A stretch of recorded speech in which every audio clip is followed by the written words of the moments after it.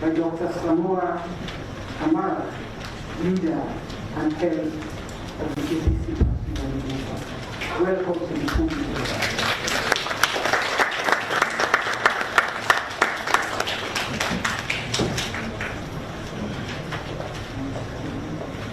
Chair.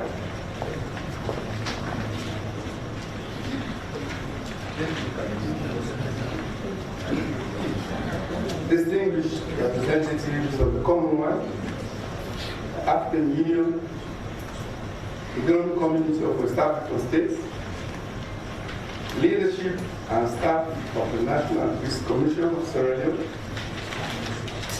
members of the Diplomatic and Consular Corps, representatives of the Sierra Leone People's Party, comrades of the All People's Congress Party, here present, members of the press, distinguished ladies and gentlemen, fellow Sierra Leoneans, good morning. Let me start by humbly welcoming you all to this historic and defining moment of our time, which is holding an inter-political party dialogue that aims to find a consensual solution to the governance stalemate. I especially appreciate the presence of representatives from the Commonwealth, the African Union, and the Economic Community of West African States, ECOWAS, who have taken their time and spent their resources to be with us here today. Their presence is a clear testament and demonstration of their commitment to the achievement of democracy, peace, security, development, and stability in our beloved Sierra Leone and elsewhere in the rest of the world. Thank you very much, Your Excellency, Madam Fatuma Dialog, former Vice President of the Republic of the Gambia, and thank you also, Justice Sanga, for agreeing to facilitate the dialogue by joint courtesy, compliment, the aid, and ECOWAS. Hearty congratulations from the people of Sierra Leone to you, our colleague, Professor Michel Scobie, for your high academic achievement as a professor a few days ago. These three institutions, together with our other development partners, here resident in Sierra Leone, continuously engage us as a party on the need for all political parties and other stakeholders to work together to ensure a peaceful elections outcome and to commit to the tenets of democracy and the rule of law as we embark on the June 2023 presidential and general elections. One important outcome of our engagements with our international partners was the signing of the Peace Pledge a few weeks before the elections, a pledge that the APC fully adhered to. For us in the APC, our paramount interest has always been, and will continue to be, the peace, security, and stability of our beloved Sierra Leone. Accordingly, our commitment to having free, fair, credible, and non-violent elections has been attested to in our several press releases before, during, and after the elections. Unfortunately, the entire electioneering process was played with a plethora of premeditated and carefully structured actions aimed at rigging the elections before and throughout the entire process. And these include the perpetration of violence, intimidation, and a disproportionate display of what I would describe as gun power against the leadership, members, and supporters of the APC. We also suffered from deep-rooted ethno-regional pride that has succeeded in dividing this peaceful nation. And worst of all, from state capture and partisan use of public institutions, including all elections management bodies, which further deepened the divide in the country and fueled the brutalization of the opposition in their homes, as well as in their communities. Many simply because they are either APC, or they are Northwesterners, or they are perceived not to have voted SLPP, and above all, as carrying Samoa identity. Your Excellencies, the facilitators, it is this premeditated and ingrained hate, along with untold anger, intolerance, and tribalistic tendencies against the Bureau regime against the opposition since 2018 that represents today the bedrock of Sierra Leone's heightened political tension. This is something we cannot ignore or set aside if we want to restore democracy and bring back peace and stability in Sierra Leone, a country with tremendous potential and prospects to build and secure lasting hope and an enviable future for all.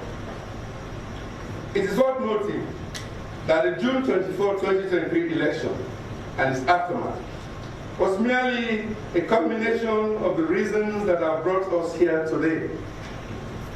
Since 2018, when the APC peacefully transitioned power to the SLP, the leadership, members, and supporters of the APC party have never been at peace under this regime.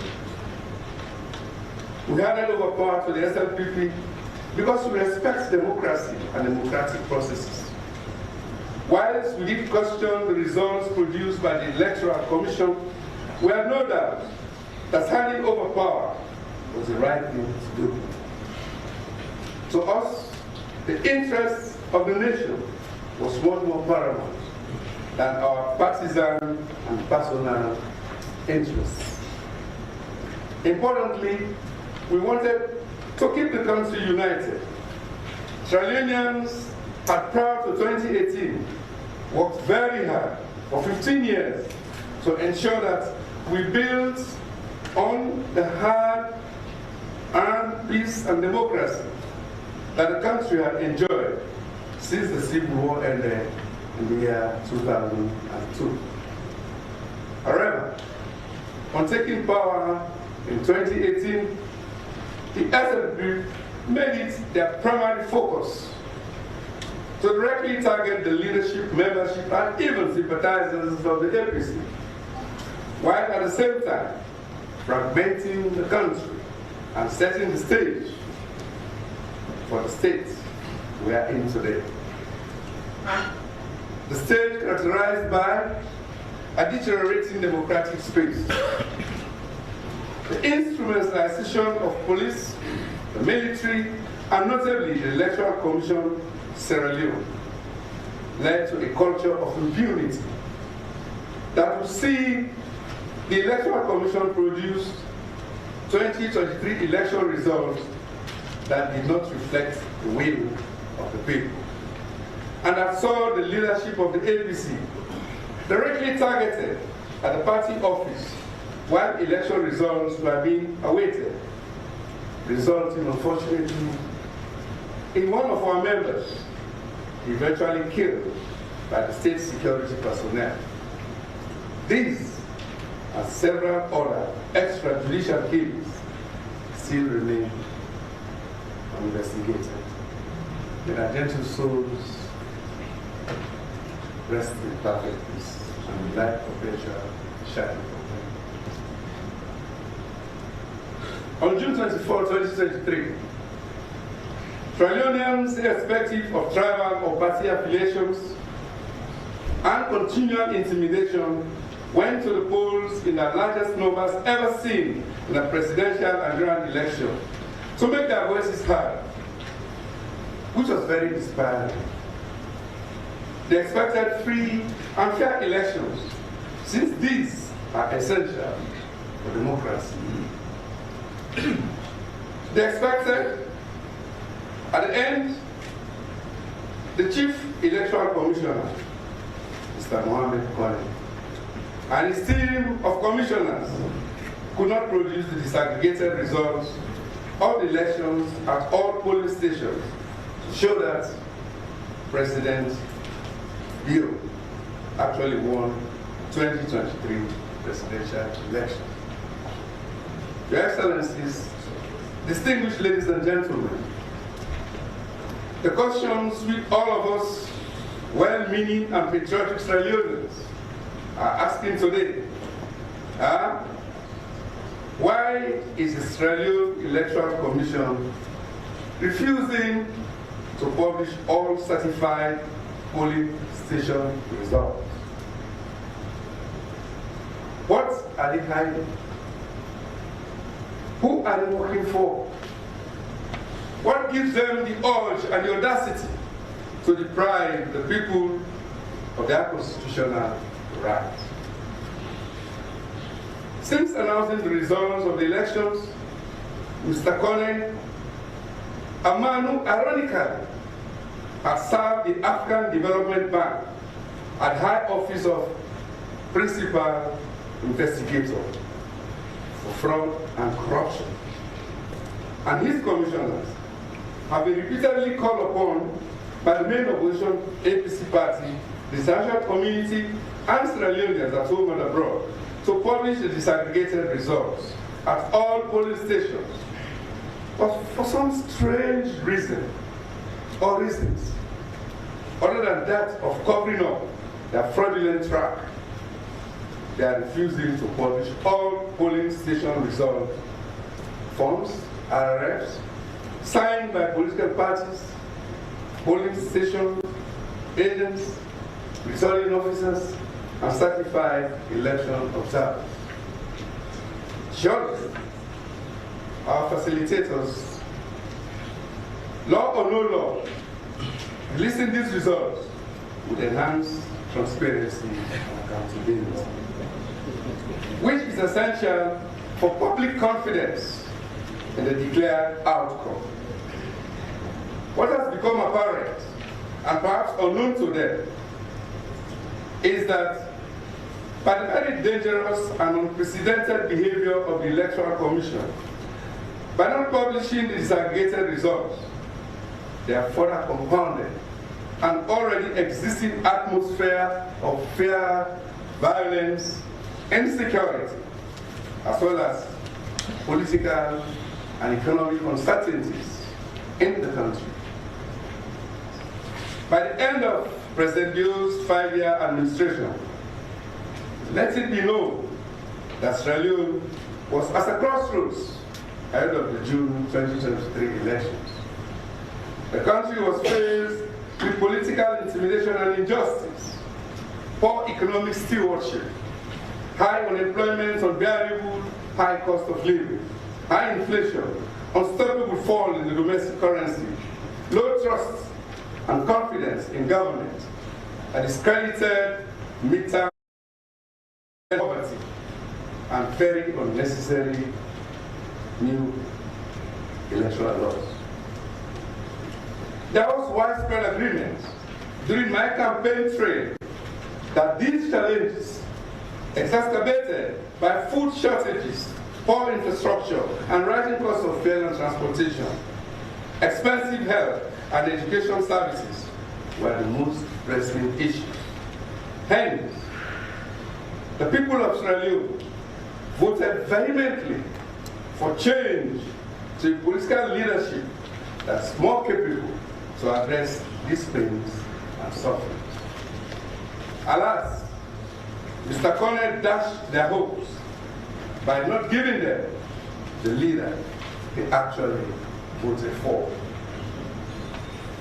Our facilitators, the APC has contested Mr. Cornell's announced election results in their entirety because of glaring irregularities and rigging.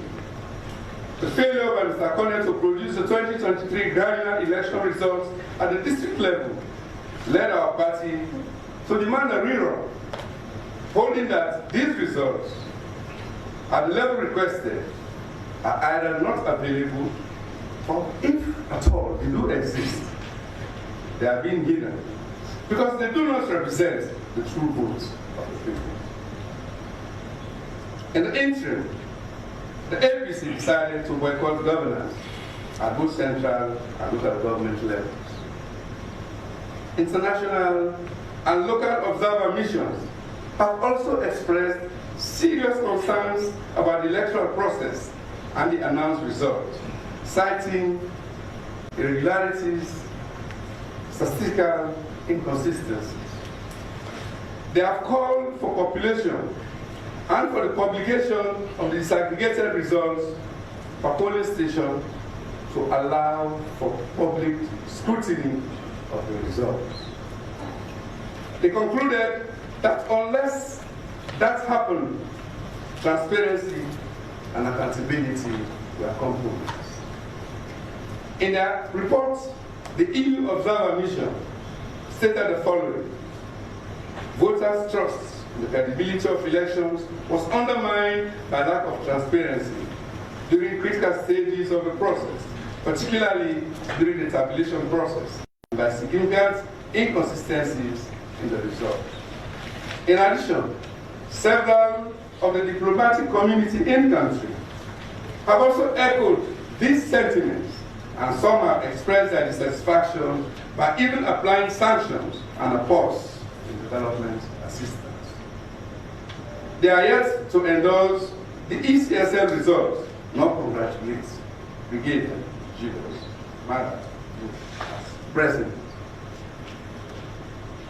At this stage, let me observe that the frank disclosure of our electoral failings and shortcomings in the management of the 2023 elections by the diplomatic community and observer missions should be taken in good faith as invaluable inputs for strengthening our democracy and democratic institutions in order to better protect the rights and reflect the aspirations of the people of Sierra Leone. It should be appreciated that elections management apart, these very diplomatic and international institutions, some of whom our colleagues in nation building are now vilified, many for political posturing, intolerance to criticism, and gaining political mileage, have worked for Sierra Leone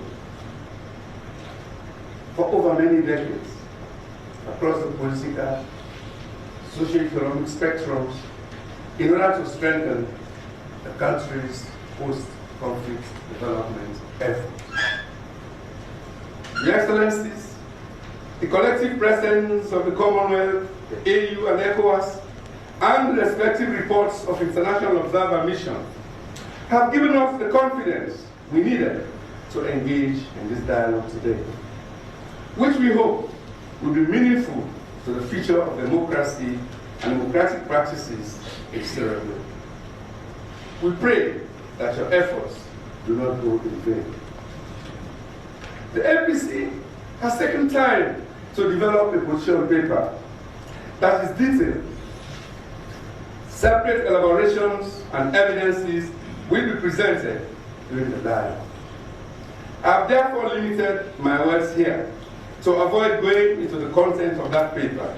However, I would like to note that our position is clear and precise. It was developed about the interests of both the current generations, including the SLPP, and who voted and wanted to have their votes counted. We are not a disgruntled group, but for the purpose of this conversation, and until our votes are transparently counted and granular results by polling station made public, there is no winner, neither is there a loser. Without releasing the disaggregated vote counts, the people will have no way of knowing the outcome of their voting effort. Hence, at this table, we are dialoguing with colleagues representing an illegitimate administration whose executive, legislature, and other public appointments are only beneficiaries of a stolen election. I can easily draw your attention to the very unguided utterances and some bad faith actions by members of this illegitimate administration, especially on the eve of the dialogue. These include continuation of parliamentary sessions and threats against our elected members of parliament, mayors, chairmen, and councillors relative to their tenure and other entitlements. All meaningful political engagements of national interest are usually preceded by preambles and signaling. As a party, the APC has engaged with the stakeholders to prepare them for the dialogue and possible outcomes. In addition, we have signaled through the Peace Commission that we are coming to this dialogue with an open mind, a genuine desire for peace, and an anxious urge to reach a consensual solution that can enable the country to be back on the path to development, progress, and democracy once again. Regrettably, political posturing from some of our colleagues on the other side of this dialogue table is not sending encouraging signals to us on the APC, nor to the citizens of Sierra Leone, neither to the world at large. You cannot say you are seeking peace, but at every moment you try to put the wrong under the feet of the opposition. The targeted COI appeal cases and ongoing arrest and harassment of APC supporters are cases in point. You cannot want peace and continue to impose an acting mayor on Freetown City Council, which the SLPP lost convincingly. You cannot want to pursue peace and give ultimatums to APC elected councillors on the eve of a national dialogue. In this dialogue, we are faced with two important scenarios going forward. As a passionate but very neutral commentator indicated to me, the easy part for us, both on the dialogue table, is to stay in our entrenched positions and to dig deeper to fight only for the outcome each party believes in is right for it. For the APC to move on, it is important to look back and recognize the democratic injustice to the citizens within the context of a hastily installed illegitimate administration, as if all is normal. For the SLPP to move on, it is important to look forward while recognizing the injustice of an electoral coup against the citizens, and how this can be peacefully mitigated for now and into the future. the courageous path is to change the rules of the game and to come with a spirit of reconciliation without losing the baby with the bathwater, without making the voters worse off than where they are after this unprecedented election fraud, or by avoiding a language of winning or losing, or staying strong or giving in, that boxes in our respective positions even before the dialogue starts. We have an opportunity to look for that point of equilibrium and solutions, and not where we disagree.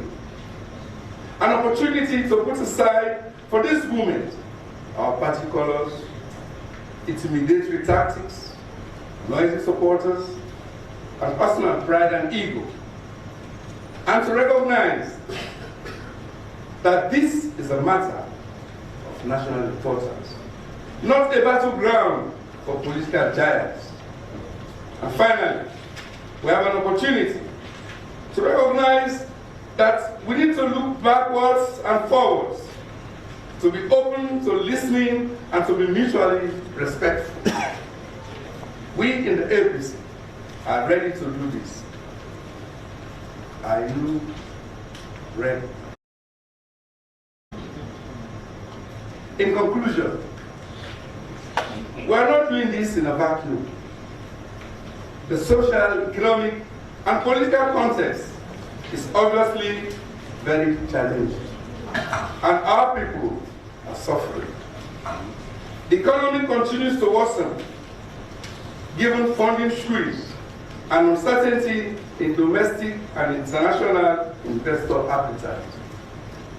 We owe it to our citizens to put all our efforts to build cohesion and find a win-win way forward that puts the people in full position. We are all here, both as political parties and as domestic and international facilitators, because we recognize that the present electoral and other state management systems are fundamentally broken and need urgent and sustainable fixing. We cannot fulfill the country's potential if so many of our people feel that their vote was not respected. It's a test of leadership to choose what is right, even when it is difficult, or our people may criticize us for that reason. I do recognize that our shared legacy as leaders must be that we have found a way forward that puts our people and country first. Every second, every minute, every hour, and each day we spend here at this dialogue table must point us in the right direction. But first, we must unravel and accept the truth. And therefore, thereafter, we must then have the strength and creativity to identify and collectively pursue those institutional reforms that will provide us with lasting pathways to social justice and democracy. We must swallow our ego, our pride, and do what is right for our people and in the best interest of our beloved nation. Let me state that our people are curiously waiting to see what will come out of this dialogue. In this dialogue, there has to be a path to restoring democracy and the people's will. There has to be a path to bringing back the people's stolen vote. This is what the APC's leadership stands for. And certainly, it is what the APC leadership will continue to fight for. I pray that the process will be guided by the presence of and the grace of Almighty God, so that we'll have an outcome that will move this land that we love our Sierra Leone out of this very, very dark trajectory that it is trapped in. I thank you very much, and may God bless you all.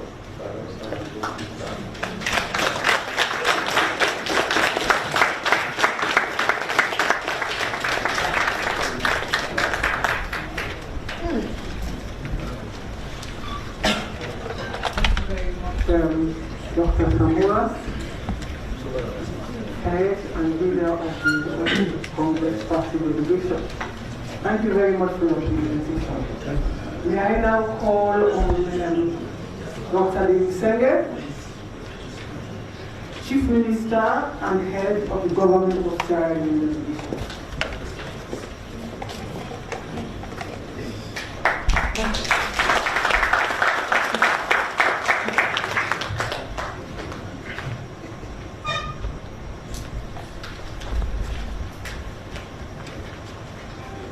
Thank you very much, Chair, Her Excellency, honorable members of the mediation from the AU, ECOWAS, Commonwealth and the Independent Commissions of Peace, ministers of government, members of parliament, members of the diplomatic corps, our friends from the APC, distinguished ladies and gentlemen, good morning. Today is a momentous day and a historic one for several reasons. It reaffirms our commitment to building institutions that strengthen democracy. 3 years ago, after a national consultative dialogue, the Independent Commission for Peace and National Cohesion was established. It wasn't established out of a vacuum. It was a recommendation from the Truth and Reconciliation Commission that they are able to organize and bring together international and national parties together in a very fraught state is a good testament to the people of this country. Congratulations. We thank them for their leadership and for all the roles they've been able to play to get us here. So why are we here as a government? We're here because of our commitment and understanding that when there is a mediated dialogue, we're able to go past our differences. We're here because of our hopes and our aspirations for national and collective movement forward. And as such, we expect that at the end of this mediated dialogue, we will see and expect the full participation of our friends in the All People's Congress and government. In a very low trust environment, not just in Sierra Leone, but across the world, and we see the growing violence in Asia, the Middle East, in Europe, in Africa, in ECOWAS, it is important that we restate our commitments to ensure effective state delivery. And that does not just mean elected officials. It means people who were not elected. It means people who never ran for elections. It means our collective and entire country. This is why our government has been pursuing a number of critical and absolutely necessary national reforms, which we believe our country requires to be counted and to occupy its rightful place among community of nations. Evidently, we were just invited to the Security Council, and will continue to represent not just Sierra Leone and Africa, but the entire world in making sure that we can stand for peace and national cohesion. Over the last couple of years, our government has repealed the seditious libel law. We've removed the death penalty. We've enacted the Gimme Bill. We reviewed and updated the PPRC Act, the Education Act, the Local Government Act, the National Investment Act, the Independent Commission for Peace and National Cohesion Act, the National Disaster Agency Act. We revised the anti-corruption law, well over 90 laws in the last 5 years. And because we believe that we're not done and governance does not stop, our team has continued to work on the Criminal Procedures Act of 1965, which currently does not guarantee justice to our people, particularly if you're poor. Because if you're poor and cannot pay a fine, you get sent to prison. Our government understands that poverty should not mean lack of access to justice. We're here because we believe in mediation. There does not exist a mediation bill. We will work to make sure that there is a mediation bill in this country. And all of these are aimed at ensuring that the necessary and appropriate legal and regulatory environment is created to enhance effective and efficient government of Sierra Leone, not government of the Sierra Leone People's Party. A number of initiatives have been rolled out to ensure that our country strengthens its culture of inclusivity and participation. I mentioned the Gimme Act and the efforts of all political parties that were put in place to make sure we all honor that law.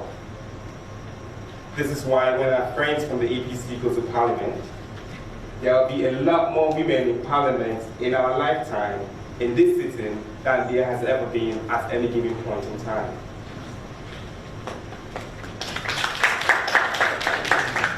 Youth empowerment has ensured that Sierra Leone remains an example across the world. The number of young people who are given elected and appointed positions is at an all-time high and used as a benchmark across the continent.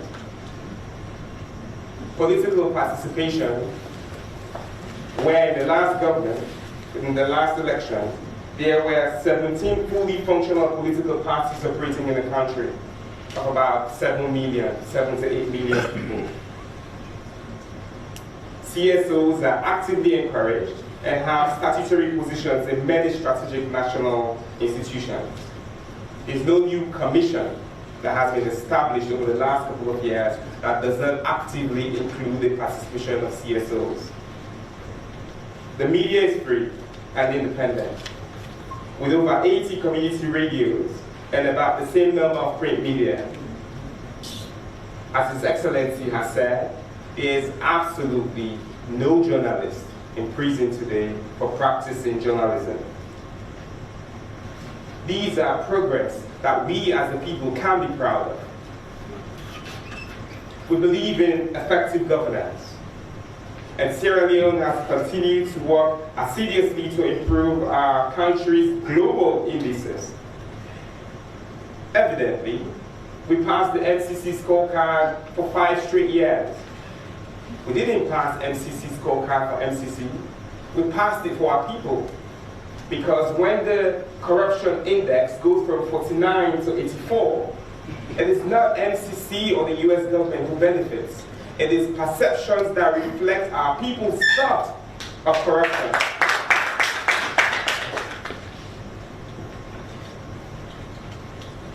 As a nation and as a people, we must all continue to work to make sure that the image we project and propagate about our people reflects the true realities of our people. We cannot, for political gain, for financial gain, for personal gain, project things that do not reflect the realities that we see on the ground and the true perceptions of our people. And these indices, from MCC to the more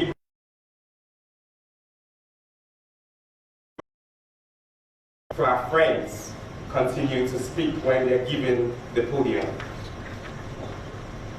We believe that we must strengthen state institutions, most importantly. I spoke about the Independent Commission for Peace and National Cohesion, which came out of the Truth and Reconciliation Commission. In the last 5 years, we have implemented all possible recommendations of the Truth and Reconciliation Commission that does not require constitutional change.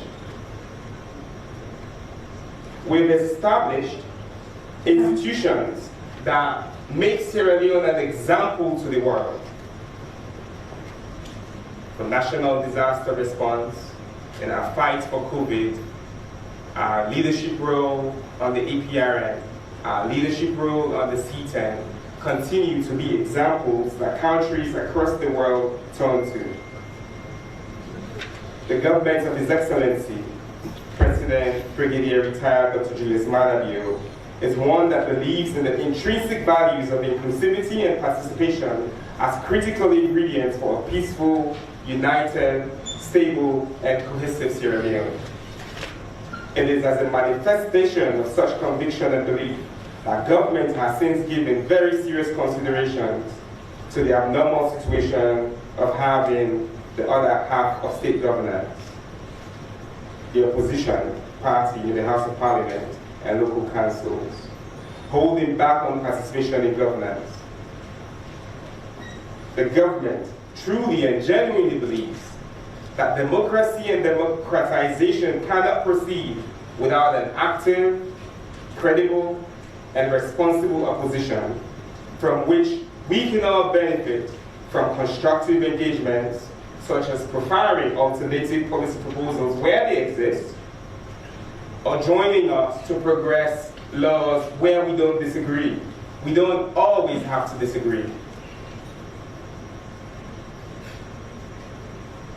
We're not here because we've been forced to. We're here because we chose to. And we're here because of our commitment to national development and peace. We're here because the father of democracy, His Excellency President Dr. Julius Maada asked us to be here. We're here because of peace and unity. That will be a total mobilization of our human, financial, and other non-material resources for the development and transformation of our country, so that truly and genuinely Sierra Leone can be part of the countries that accelerates towards the SDGs, as we share our policies of leaving no one behind. This is really what Power Salo for better means, by the way. And we believe that, because Kaupa Salo most better. This is embedded in our shared belief, and this is something that the government of President Bio is committed to supporting and promoting. The government is committed to ensuring that agencies that promote inclusivity, participation, unity, and national cohesion, such as the Peace Commission, other agencies of the government, CSOs, development partners, all have a safe space and are given the support to function in a meaningful and productive manner at all times. It is this manifestation of government's firm conviction that governance should be inclusive and participatory that will remain open and supportive of every initiative that will ensure that this current impasse that has caused challenges in governance post the June 24th multi-tier elections are addressed in a manner that takes cognizance of our national constitution and national laws.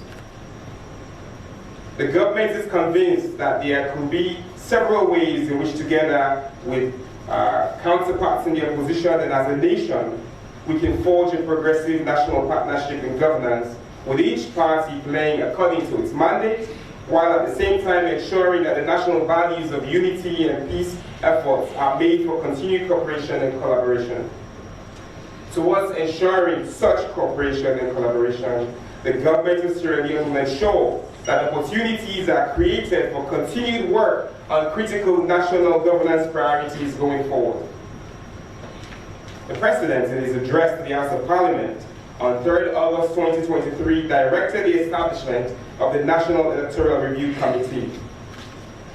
The government insists that this committee will be inclusive and broad-based, as His Excellency assured us on that day. And when called on, I hope that our friends in the opposition will fully participate. That won't be enough. This is why we're inviting the opposition to take responsibility, join governance, such that the things that have lasted for 20 plus years, including the constitutional review, can be completed for the progress of our country. Boycotting reforms that strengthen our democracy is not progressive. And I think across all aisles, no matter where one sits, the recommendations from our independent electoral observer bodies require constitutional reform. The recommendations of the Truth and Reconciliation require constitutional reform. When we had a constitution in 1991, we were moving from a one-party state to a multi-party state. And since then, we've had 2 coups and 4 elections. It is time to strengthen our democratic state institutions. And sitting back is not what we should be doing at this point in time. This is why I want to appeal to all of us for good reasoning. I want us to be open and sincere. And I want us to look forward towards the positive outcomes. And I appreciate that we all have said things that will make the other person turn away. And where we have, we're sorry. And I hope that other parties, other members who come to this can also take responsibilities for things that they may have said to get us where we have arrived at. Being reflective is not a position of weakness, but rather that it's a commitment that we are making to move forward. And allow me to end on a note of hope, a note of hope and a reminder of what makes us a powerful people. It is not our differences that divide us, but it is in our diversity that we get united. Dr. Samura Kamara's wife is my auntie, not a distant blood auntie, a very close auntie by blood from Pujan. I mention this to say that it is our diversity in thought that must unite us, because he's an uncle. Our religious tolerance, as demonstrated by our daily prayers that our children have in school every day. They have Christian prayer and Muslim prayer. Every program, we have Christian prayer and Muslim program. At a time when we see so much diversion in the world, it's what we should celebrate. We're known to love strangers more. We're people of resilience. And in spite of our one-party states that we've had in the past, our multiple coups, our national health and environmental disasters, we have united and marched forward. That is who Sierra Leoneans are. Ladies and gentlemen, our friends and family members, we're great people, and forward shall we continue to march. Before I go, and I shall not speak on behalf of the ECSL, disaggregated results exist in all of our hands. That's what the RFOs are. That's what we signed up for as a party. Everybody had representatives at polling stations. Everybody signed RF forms. Those are disaggregated results. They exist in our hands.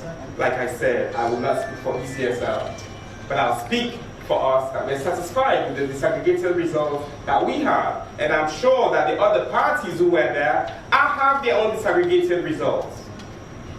It is important that the words that we use for our members out in the public, or rather, the things that the members use do not shape our leadership roles.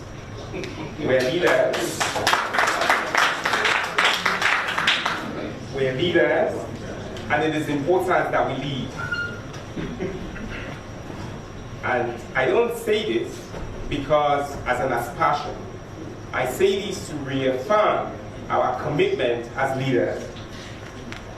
We believe that in spite of our own understandings, visions of the reality, we will converge and be united at the end of this dialogue for this land that we love. Finally, we're a country of laws defined by the Constitution and all of the laws that have come out of the Parliament of our country, law and order.